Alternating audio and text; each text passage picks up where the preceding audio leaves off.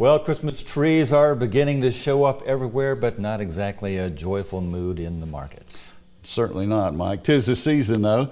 Between now and Thanksgiving, not a lot of incentive out there for prices to rally, so many market veterans. Now in the trade this week, a new report projects smaller than expected U.S. corn and bean crops. Export sales of U.S. cotton to China sink, but a seasonal bounce for the dairy markets may be shaping up. The USDA this month lowered its production outlook for both U.S. corn and U.S. soybeans. The November 8th report is projecting 1% fewer bushels of corn nationwide compared to the October figures, and 2% fewer bushels of U.S. soybeans compared to a month ago. Mississippi yield and production estimates stayed the same.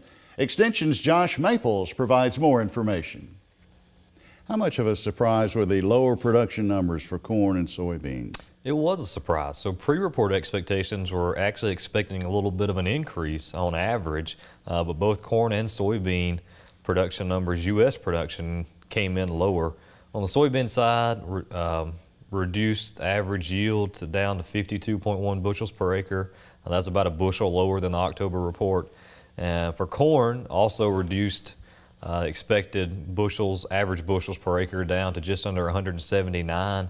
That was almost 2 bushels lower than the October report. So these were big factors in lowering the U.S. production expectations.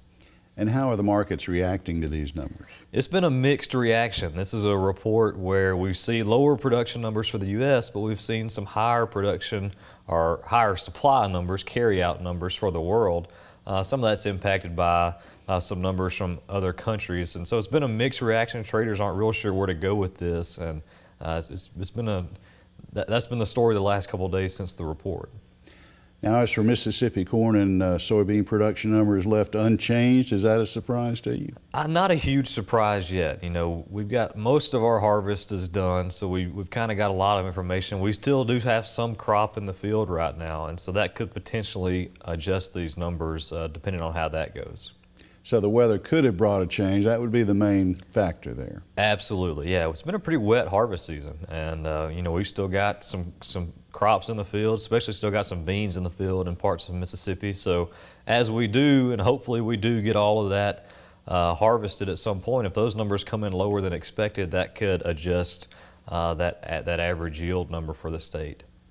What's your evaluation of how the soybean markets here as well as nationwide being impacted by the Chinese tariffs? So as far as prices go, it's certainly been negative. So the tariffs on U.S. soybeans entering China has led to lower soybean prices.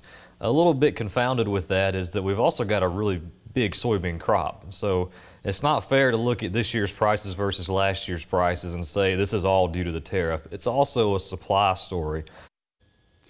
Export sales of U.S. cotton to China are down dramatically, as you might imagine, given their current trade standoff with the U.S. This month's updated balance sheet for cotton from the USDA shows lower exports in general and lower ending stocks of cotton. U.S. production this year, compared with October's projections, is also lower now. But Mississippi cotton yield and production is unchanged in this latest update. Trader Don Roos says the drop in U.S. exports and wet weather are two issues that trouble him most. We're very dependent on China from an export standpoint. Actually, in the world, they kind of dominate what happens. And so, yeah, I think it is an issue, you know, and the cotton market sank from up around 90 down to around 76. And I think that's part of the reason. We have some wet weather, some weather issues. At first, it was too dry in the cotton, then too wet, so quality down. But I think the feeling is acres could be up next year a bit. Time to move into our trivia quiz for this week, and here it is. Our topic is organic food. What is the top-selling category of organic food in the nation's grocery stores this year? Is the answer A, dairy and eggs, B, meat, or C, vegetables and fruits? We'll have that answer coming up shortly. A smaller milking herd as time goes on is one of the positives for the U.S. dairy industry as this year winds down. Another is that it appears that a bottom is now in for fluid milk prices. Analyst Naomi Bloom has more on this sector. Exports overall for dairy for this year had actually been phenomenal. really quite phenomenal. So much of that has been factored in, and what we're dealing with more is just this glut of fluid milk that's out there. So interestingly enough, though, we are actually starting to see cow slaughter numbers for the dairy market increase, and so the herd is slowly getting smaller. The other bit of good news is that now that the milk prices bottom, $15 is a big support area. This is the time of year that cheese demand starts to pick up, and so we've already started to see that. The block barrel price, $1.35, that's where cheddar was holding all week, and so that was really important. We saw buyers step up.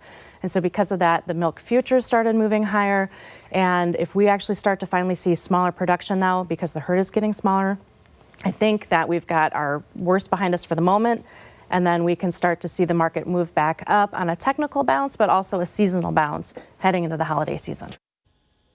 Well, we're going to bounce out of the markets now with a trivia answer for this week. Our question again, what is the top selling category of organic food in the U.S.? The correct answer is C, vegetables and fruits.